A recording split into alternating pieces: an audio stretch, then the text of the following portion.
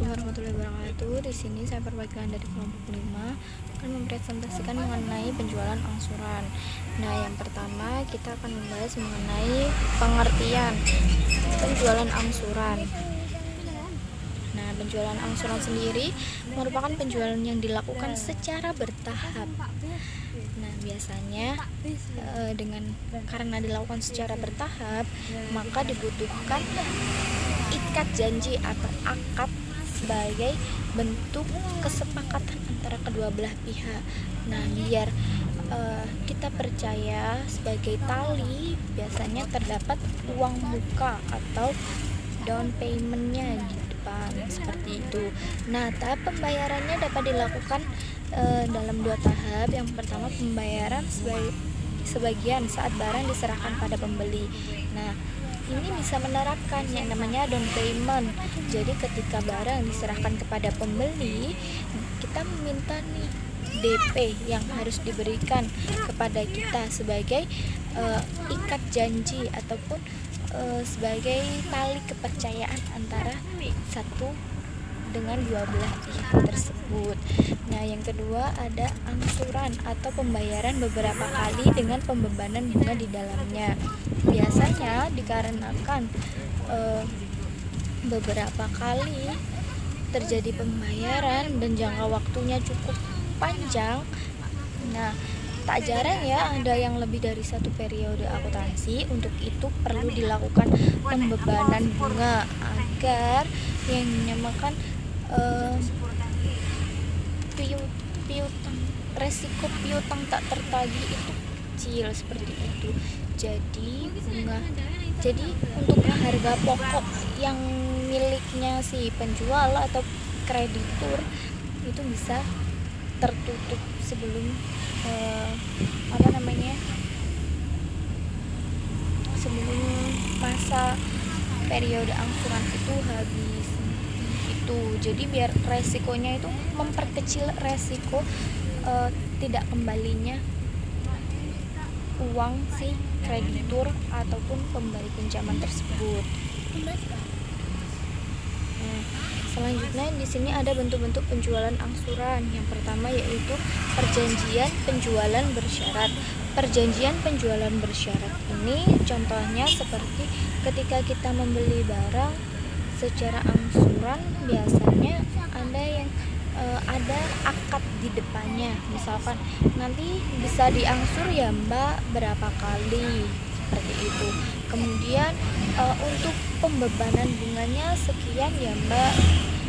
Kemudian misalkan nanti Mbaknya kelewat batas dalam pelunasan angsuran tersebut, nah Mbaknya bisa dikenakan penalti sekian. Nah, seperti itu contohnya. Yang kedua yaitu perjanjian agunan. Perjanjian agunan ini sama dengan perjanjian dengan jaminan. Nah, maksudnya gimana? Kita pinjam sesuatu atau kita beli sesuatu itu ada jaminan yang disertakan kepada pihak yang memberikan kita pinjaman maupun pihak yang menjual barang ke kita. Itu gunanya buat apa sih? Nah, gunanya itu biar mereka pun percaya kalau kita itu benar bersungguh-sungguh. Kemudian mereka itu tidak terlalu menderita resiko kerugiannya itu tidak terlalu besar. Misalkan kita nggak bisa memenuhi atau mengembalikan apa yang sudah kita pinjam atau apa yang sudah kita beli, itu bisa menggunakan agunan yang telah diberikan kepada pihak tersebut. Misalkan kita meminjam uang ke bank. Nah, biasanya pihak bank itu meminta agunan atau jaminan baik berupa sertifikat, BPKB kendaraan atau yang lainnya, surat berharga lainnya, atau bisa saja itu hal-hal yang di luar dugaan kita. Maksudnya kayak semacam Mbak, karena ini besar ya, saya mintanya sertifikat ini, tanah ini. Nah, kadang nggak jarang itu BPKB kendaraan pun bisa dijadikan jaminan, tergantung besar kecilnya pinjaman yang kita ambil dari bank tersebut. Yang ketiga yaitu hak milik, diserahkan pada badan yang ditunjuk.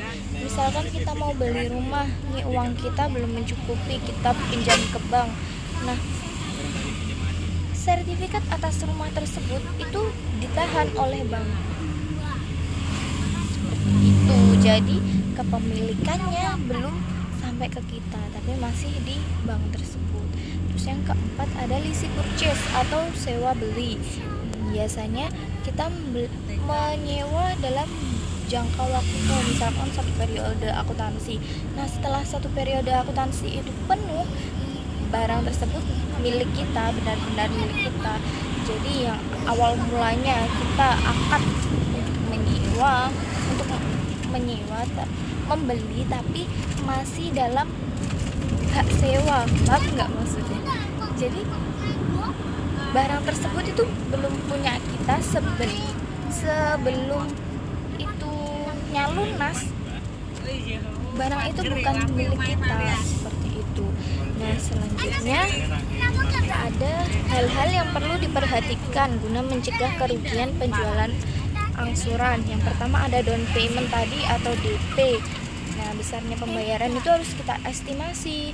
Misalkan mereka pinjam uang 1 juta ke kita, untuk DP-nya 50.000. Nah, kan pasti ini yang 995.000 itu ada kemungkinan besar di sana itu nggak kembali ke kita. Makanya kita minta DP atau kita jualan online ya. Terus ada yang beli ke kita menerapkan sistem DP ini guna misalkan kalau pelanggan yang nggak mau beli, nggak bisa bayar, itu kita nggak rugi banget gitu loh. Nah gitu. Terus yang kedua ada jangka waktu. Nah, jaraknya itu harus diestimasi, perkiraan itu berapa pokok kita yang akan balik, seperti itu. Yang ketiga ada angsuran periodik. Angsuran periodik itu maksudnya kita itu angsurannya itu setiap periode atau setiap jatuh tempo jangka waktunya si angsuran itu. Nah, itu sama, misalkan kita bulan ini tanggal 5 angsurannya sebesar 1 juta, ya nanti bulan depan tetap tanggal 5 dan besarnya itu sama, seperti itu. Nah, selanjutnya yaitu pengakuan laba kotor penjualan angsuran. Yang pertama ada laba kotor diakui untuk periode saat penjualan dilakukan. Laba kotor dilakukan saat periode penjualan dilakukan. Misalkan kita menjual motor, kita punya dealer, terus kita jual motor. Nah, dia itu customer kita mau ngangsur. Nah, tapi untuk pembayaran pertama yang diberikan oleh customer itu langsung diakui sebagai laba kotor perusahaan, laba kotor kita. Nah, yang kedua ada laba kotor dihubungkan saat periode realisasi pembayaran sesuai dengan perjanjian. Misalkan motor tersebut diangsur selama 5 kali. Nah, baru ketika itu lunas baru kita akui sebagai laba kotor perusahaan. Nah, itu contoh yang satu dan kedua ya perbedaannya. Ketika yang pertama itu kita jual dapat uang pertama itu diakui sebagai laba kotor perusahaan. Nah, yang kedua, contoh yang kedua, ketika lunas baru kita akui laba kotor perusahaan. Selanjutnya ada prosedur penghubung tingkat keuntungan dengan realisasi penerimaan angsuran. Penerimaan pembayaran pertama dicatat sebagai pengembalian HPP. Nah, ketika kita menjual barang secara angsuran, kemudian ada uang pertama yang kita miliki atau diserahkan oleh customer ke kita, nah itu langsung kita akui untuk menutup harga pokok yang kita gunakan. Kemudian yang kedua ada penerimaan pembayaran pertama dicatat sebagai realisasi keuntungan. Jadi ketika pembayaran pertama si customer ke kita itu langsung diakui sebagai keuntungan. Nah misalkan kita jual motor harganya 2 juta, nah terus mereka mau ngangsur nih, nah untuk pembayaran pertamanya mereka kasih 500.000. Nah yang 500.000 itu diakui langsung sebagai keuntungan perusahaan. Yang ketiga adalah setiap penerimaan pembayaran dapat dicatat sebagai pengembalian HPP maupun realisasi keuntungan. Nah, setiap pembayaran customer ke kita, entah itu 1, 2, 3, angsuran pertama 2, 3 itu langsung bisa diakui sebagai HPP, harga pokok, atau bisa diakui sebagai keuntungan perusahaan. Seperti itu. Jadi dia nggak memandang pembayaran pertama, pembayaran terakhir, nggak memandang. Jadi setiap pembayaran itu bisa diakui sebagai HPP maupun keuntungan. Nah selanjutnya kita masuk ke contoh soal.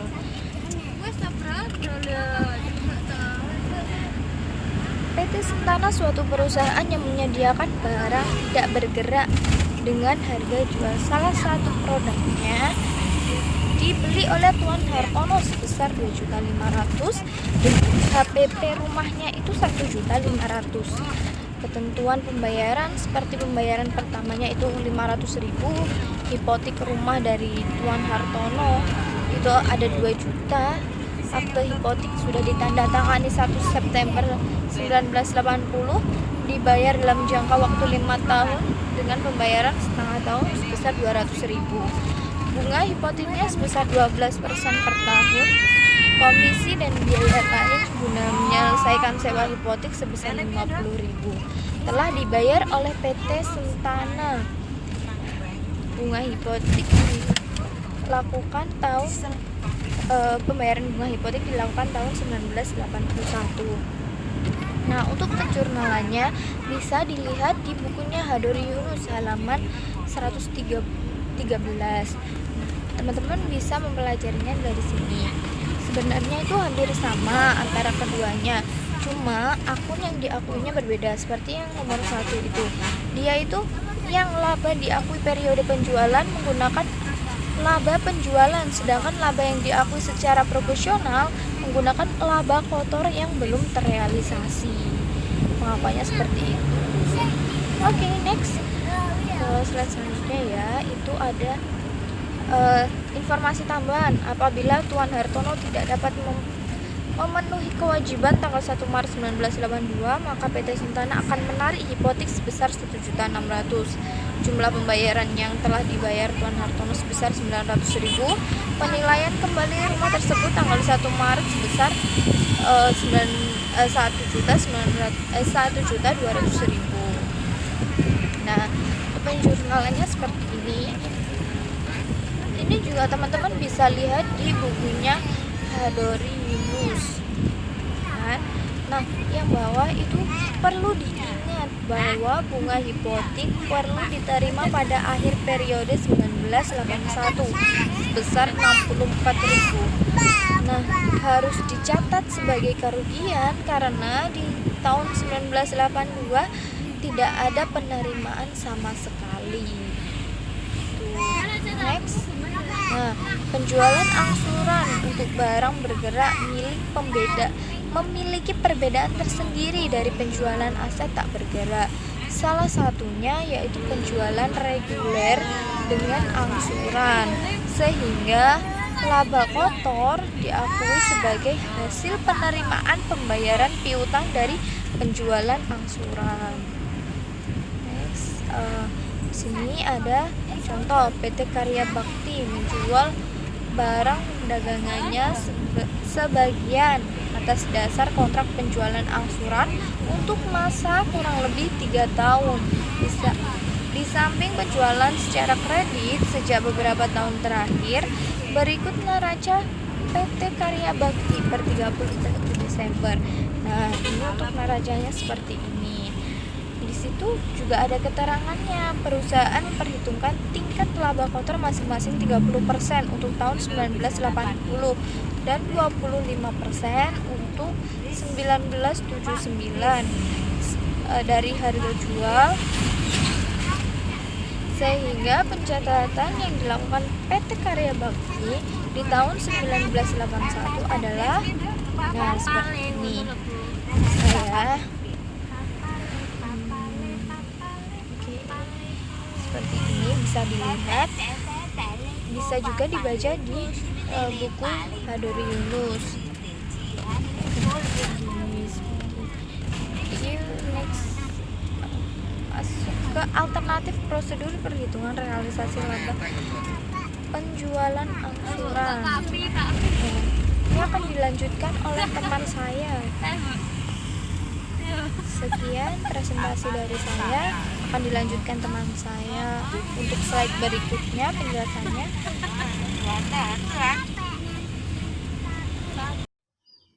Baik, di sini terdapat alternatif prosedur perhitungan realisasi laba kotor penjualan angsuran, yaitu untuk keterangannya terdapat saldo laba kotor yang belum direalisasikan sebelum adjustment.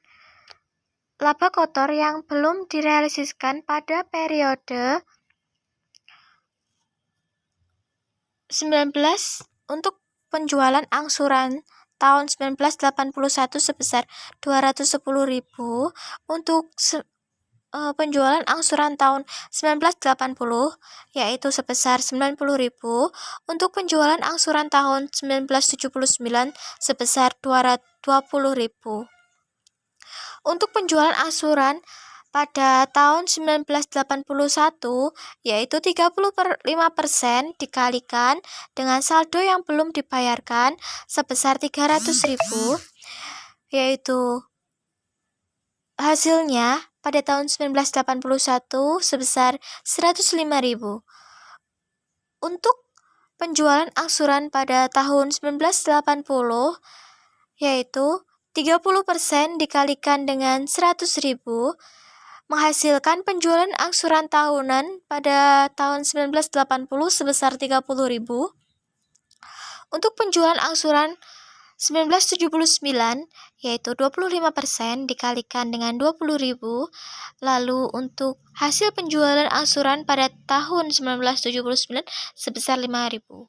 Untuk realisasi laba kotor sesuai dengan penerimaan pembayaran piutang penjualan angsuran selama 1981 yaitu pada tahun 1981 105.000, untuk 1980 sebesar 60.000, dan untuk 1979 sebesar 15.000 rupiah. Baik, di sini saya akan melanjutkan penjelasan dari rekan saya. Jadi, penyajian laporan keuangan pada angsuran, penyajian laporan keuangan masih sama dengan penyajian laporan keuangan pada umumnya. Hanya saja terdapat rekening piutang penjualan angsuran yang dapat diakui dalam aktiva lancar, serta laba kotor yang belum direalisasikan. Rekening laba kotor yang belum direalisasikan dapat dimasukkan dalam liability, rekening penilaian, rekening modal sebagai laba ditahan. Baik, di sini ada perhitungannya. Perhitungan rugi laba PT Bakti Karya per 31 Desember 1981. PT Bakti Karya Semarang Neraca per 31 Desember 1981. Aktiva kas sebesar Rp130.000, piutang dagang sebesar Rp150.000, piutang penjualan angsuran tahun 1981 sebesar Rp300.000, tahun 1980 sebesar Rp100.000, tahun 1979 sebesar Rp20.000. Lalu di total yaitu sebesar Rp420.000.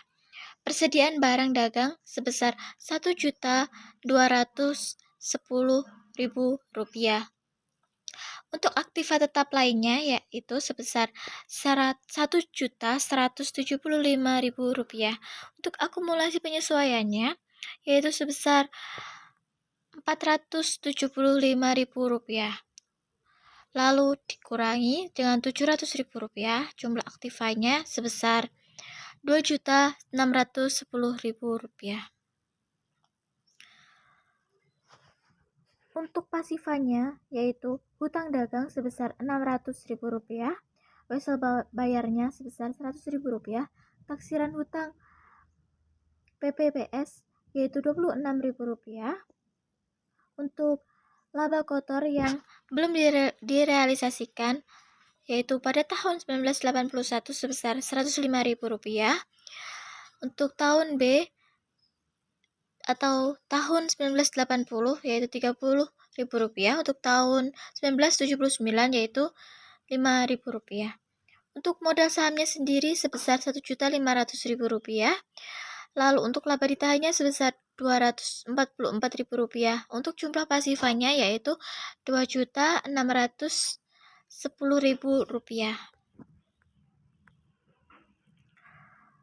Untuk perhitungan laba rugi periode tahun buku 1981, PT Bakti Karya Semarang yaitu penjualan angsuran sebesar Rp600.000, untuk penjualan reguler sebesar Rp1.850.000, untuk total jumlahnya sebesar Rp2.450.000. Untuk harga pokok penjualan yaitu terdapat persediaan per 1 Januari 1981 sebesar Rp600.000, untuk persediaan per 1 untuk pembelian sebesar Rp2.500.000, untuk potongan pembelian yaitu Rp100.000, lalu dikurangi hasilnya adalah Rp2.400.000. Barang yang tersedia untuk dijual yaitu sebesar Rp3 juta, didapat dari Rp600.000 ditambahkan dengan Rp2.400.000. Lalu untuk laba kotor penjualannya sebesar Rp1.210.000. Untuk penjualan angsurannya sendiri sebesar Rp390.000. Untuk penjualan regulernya sendiri yaitu laba kotor penjualannya sebesar Rp1.400.000. Totalnya yaitu Rp1.790.000. Jadi untuk penjualan angsuran yaitu Rp600.000 dikurangi dengan Rp390.000, hasilnya adalah Rp210.000. Lalu untuk penjualan regulernya yaitu Rp1.850.000 dikurangi dengan Rp1.400.000, yaitu hasilnya adalah Rp450.000. Untuk jumlahnya yaitu Rp2.450.000 dikurangi dengan Rp1.790.000, hasilnya adalah Rp660.000.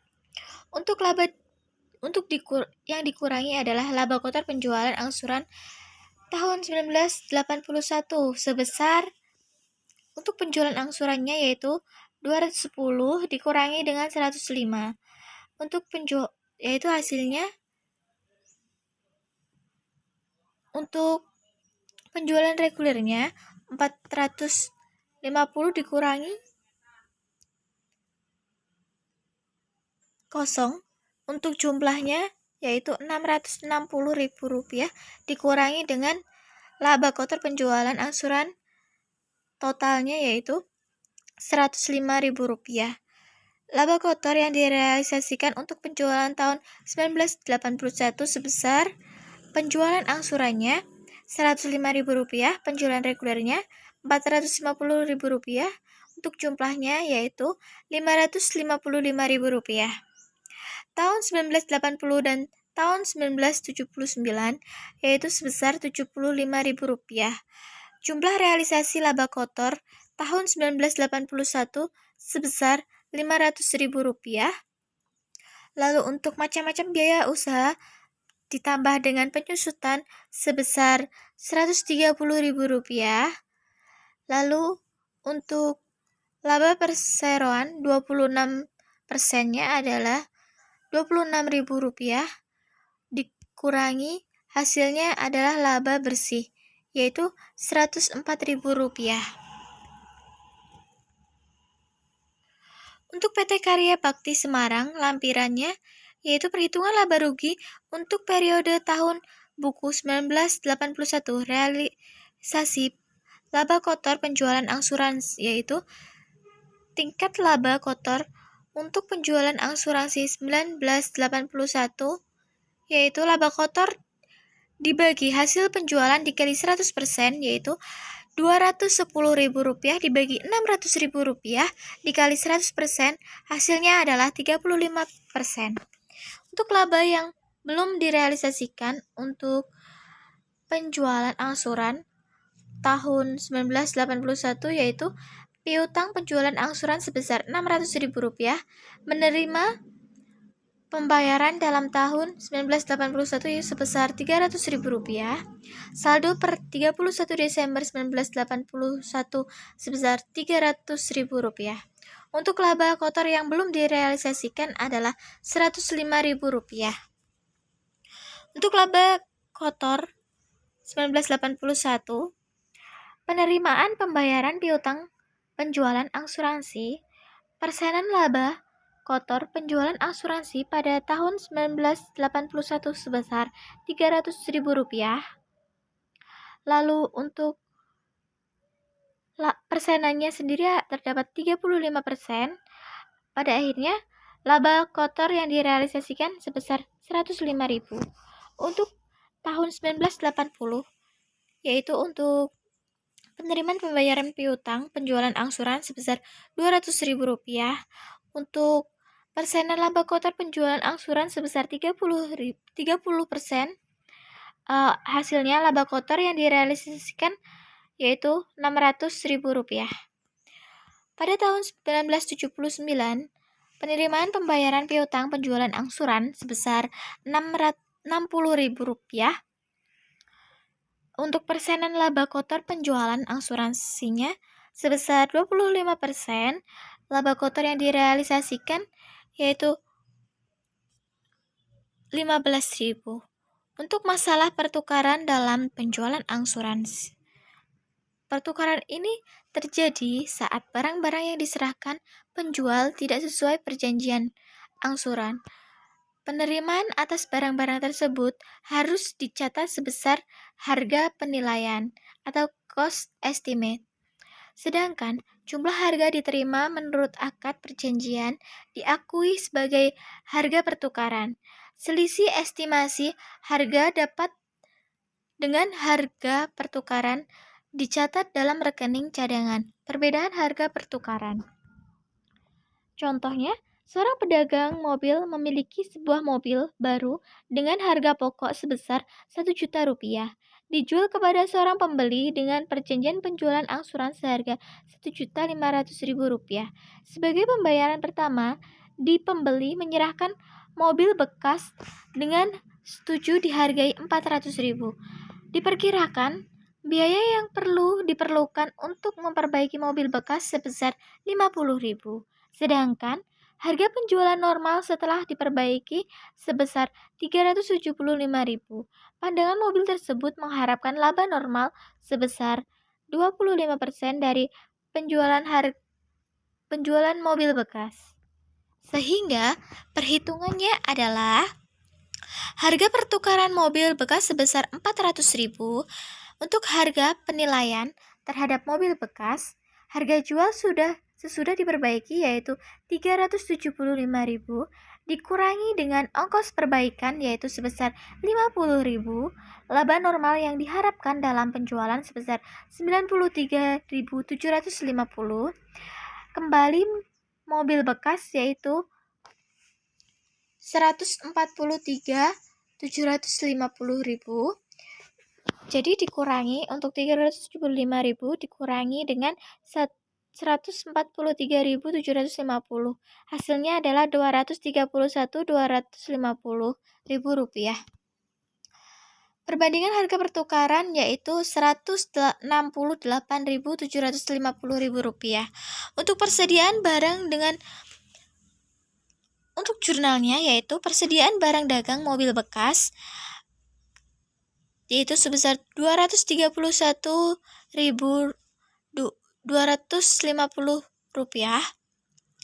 Cadangan perbedaan harga pertukaran yaitu sebesar Rp168.750. Piutang penjual angsuran yaitu sebesar Rp1.100.000. Penjualan angsuran yaitu sebesar Rp1.500.000. HPP angsuran pada PBD mobil baru sebesar Rp1.000.000. Untuk masalah pembatalan kontrak, hal-hal yang perlu dilakukan penjual apabila ini terjadi adalah: yang pertama, pencatatan kepemilikan kembali barang dagang. Yang kedua, menghapus saldo piutang penjualan angsuran atas barang tersebut. Yang ketiga, menghapus saldo laba kotor yang belum direalisasikan atas penjualan asuransi yang bersangkutan. Lalu yang keempat, pencatatan keuntungan dan kerugian karena kepemilikan barang tersebut. Pada tahun 1982, seorang langganan PT Karya Bakti telah gagal dan tidak dapat memenuhi kewajibannya. Langganan tersebut membeli barang-barang pada tahun 1981 seharga Rp20.000. Dari jumlah harga tersebut dibayar Rp10.000. Barang kemudian ditarik dan dimiliki kembali oleh PT Karya Bakti dengan nilai taksiran Rp9.000 dan sudah menghitung cadangan perbaikan dan keuntungan normal. Pencatatan yang dilakukan PT Karya Bakti adalah: persediaan barang dagang kepemilikan sebesar Rp9.000, laba kotor yang belum direalisasikan tahun 1980 sebesar Rp3.500, pada laba karena kepemilikan pemilik kembali yaitu Rp2.500, piutang penjualan angsuran tahun 1981 Rp10.000. Untuk perhitungannya yaitu jumlah kas yang telah diterima yaitu sebesar Rp10.000. Diketahui rugi penurunan harga HPP 65% dikali Rp20.000 yaitu hasilnya Rp13.000. Untuk nilai pada saat kepemilikan kembali yaitu Rp9.000. Dikurangi 13 dikurangi Rp9.000 hasilnya Rp4.000. Rp10.000 dikurangi Rp4.000 hasilnya adalah laba atas barang ditarik kembali sebesar Rp6.000. Laba diakui sebelumnya yaitu Rp3.500. Laba kepemilikan kembali yaitu Rp2.500. Lalu, masalah bunga angsuran. Kebijakan pembayaran bunga secara periodik pada umumnya dilakukan dalam bentuk: yang pertama, dihitung dari sisa harga kontrak selama jiwa angsuran. Dihitung dari setiap angsuran dibayar atau perjanjian ditandatangani jatuh tempo. Dilakukan dalam jumlah yang sama. Bunga secara periodik dihitung berdasarkan dari harga kontrak. Pada tanggal 1 Januari 1980 telah dijual sebuah mesin dengan harga Rp1.250.000. Atas dasar perjanjian penjualan angsuran, uang muka ditetapkan sebesar Rp350.000. Sedangkan sisanya dibayarkan dalam waktu 1 tahun dengan 6 kali angsuran, yaitu setiap 2 bulan. Dan bunga ditetapkan sebesar 12% setahun. Harga pokok mesin tersebut sebesar Rp750.000 dan dilakukan dengan 4 cara dengan perhitungan, yaitu perhitungan HJ mesin sebesar Rp1.250.000, uang muka atau DP sebesar Rp350.000, dibayarkan 6 kali angsuran setiap 6 bulan, yaitu Rp900.000. Besar pembayaran tiap angsuran yaitu Rp150.000. Bunga periodik yang dihitung dari nilai sisa harga kontrak. Setiap awal periode angsuran, beban bunga dihitung berdasarkan JW yang sama setiap angsuran. Titik tolak yang dipakai adalah saldo harga kontrak setiap periode angsuran. Tanggal pembayaran yaitu 01 Januari 1980. Bunga atas saldo harga kontrak pada awal periode angsuran tidak ada. Untuk angsuran atas harga kontrak kosong, lalu jumlah pembayarannya kosong, sisa harga kontrak yaitu Rp1.250.000.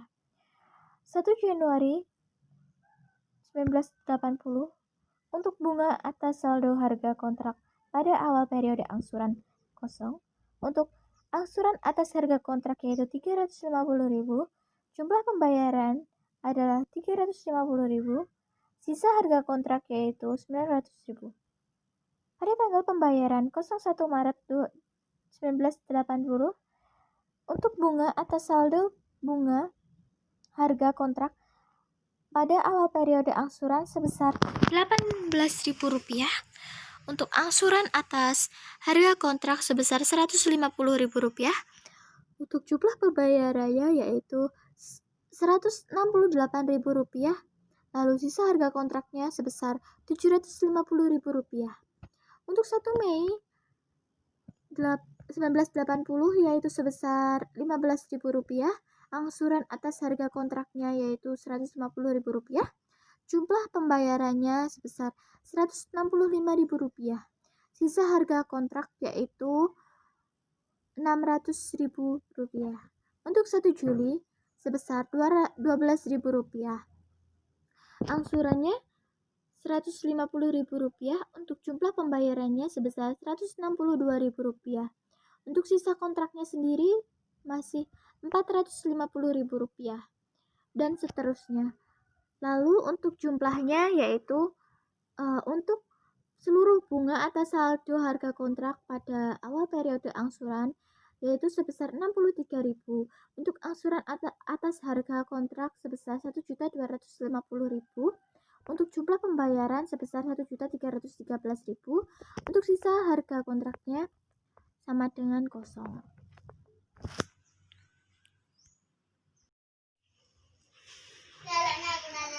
Baik, di sini saya akan menjelaskan lebih lanjut, yaitu di sini terdapat transaksi. Pada 1 Januari 1980, penjualan asuransi sebesar masih seharga Rp1.250.000 dengan uang muka Rp350.000. Bukti-bukti ini pembeli yaitu mesin buku-buku ini pembeli. Untuk mesin-mesin sebesar Rp1.250.000. Hutang pembelian asuransi yaitu sebesar Rp1.250.000. Untuk hutang pembelian yaitu asuransi pada kas sebesar Rp350.000. Untuk buku-buku si penjual yaitu ditulis dengan jurnalnya yaitu piutang jumlah penjualan angsuran sebesar Rp1.250.000 pada penjualan yaitu Rp1.250.000. Lalu ada kas pada piutang penjualan angsuran sebesar Rp150.000. Oke, jadi untuk 1 Maret 1980 yaitu pembayaran angsuransi pertama sebesar Rp150.000 dengan bunga 12% setahun dalam saldo harga kontrak sebesar Rp900.000.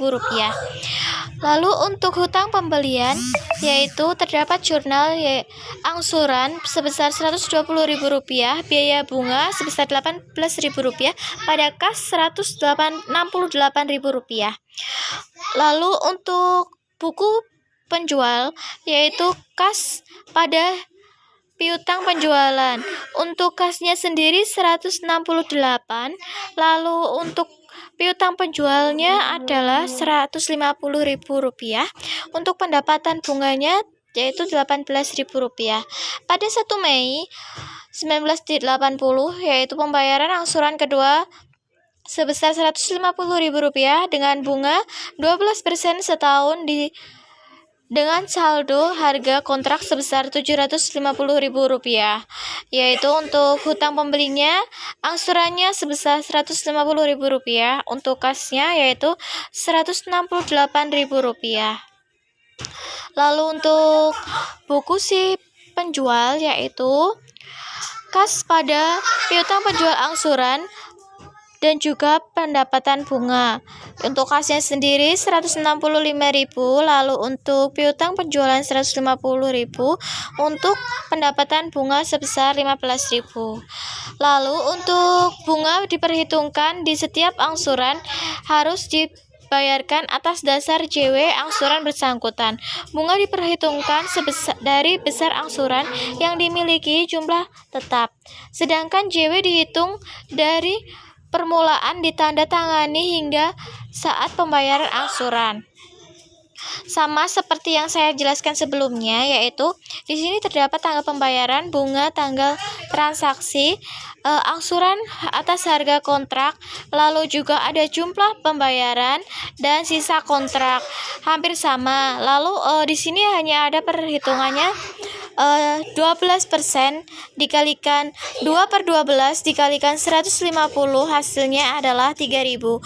Untuk yang kedua yaitu 12% dikalikan 12/12 dikalikan dengan 150 sebesar Rp18.000. Lanjut untuk transaksi pada tanggal 1 Januari 1980, yaitu si pembeli mesin-mesin yaitu 1.250.000 untuk hutang pembelian angsuran sebesar 1.250.000. Lalu untuk hutang pembelian angsuran sebesar 350. Untuk buku si penjual yaitu piutang penjualan angsuran sebesar pada penjualan angsuran sebesar 1.250. Untuk kas pada piutang penjualan angsuran sebesar 350. Lalu ada harga pokok penjualan mesin pada persediaan mesin yaitu sebesar 750. Sama seperti itu. Lalu untuk bagian pembayaran angsuran periodik dilakukan dalam jumlah yang sama di mana di dalam sudah diperhitungkan angsuran, pokok dan juga bunga. Dalam perhitungan metode ini menggunakan metode anuitas dengan rumus A sama dengan 1/1 ditambah I dikalikan dengan N/1. Lalu jika anuitas sudah diketahui, maka perhitungan jumlah pembayaran angsuran yaitu sisa harga kontrak dibagi faktur anuitas. Sama seperti sebelumnya, hanya saja di sini terdapat perbedaan pada bagian pembayaran yang dipakai untuk melunasi, yaitu untuk sisa harga kontraknya, yaitu di sini juga terdapat untuk bagian pembayaran yang merupakan beban bunga diperhitungkan yaitu 18.000 itu, lalu ada 15.147, lalu ada 12.237. Itu terdapat dari 12% dikali 2 per 12 dikalikan 900, itu hasilnya 12.237. Seperti itu. Lalu untuk transaksi yaitu pada 1 Maret 80 pembayaran angsuran pertama sebesar Rp160.673, untuk pembayaran bunga sebesar Rp18.000 dan penjualan harga kontrak sebesar Rp142.673. Lalu di sini juga ada biaya bunga sebesar Rp18.000, angsuran kasnya sebesar Rp142.673 pada kas yaitu sebesar Rp160.673. Lalu untuk kasnya sendiri terdapat Rp160.000 pada pendapatan bunga sebesar Rp18.000, piutang penjualan angsuran sebesar Rp142.000, Rp673.000. Lalu untuk 1 Mei 1980, pembayaran angsuran kedua sebesar Rp160.673 untuk bunga sebesar Rp15.145 dan pelunasan harga kontrak sebesar Rp145.527.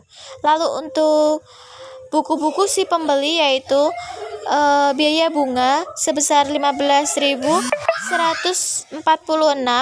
Lalu untuk hutang pembeli angsuran sebesar Rp145.527 pada kas yaitu sebesar Rp160.673. Untuk kasnya sendiri yaitu Rp160.673, pendapatan bunganya sebesar Rp15.146.000.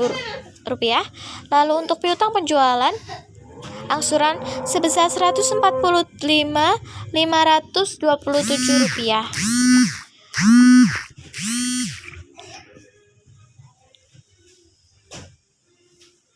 Lalu untuk bunga secara periodik diperhitungkan berdasarkan dari sisa harga kontrak. Sebesar bunga ditentukan hanya sekali sehingga pembayaran setiap periode angsuran selalu sama. Bunga ini ditentukan atas dasar sisa dari harga kontrak. Sama seperti sebelumnya.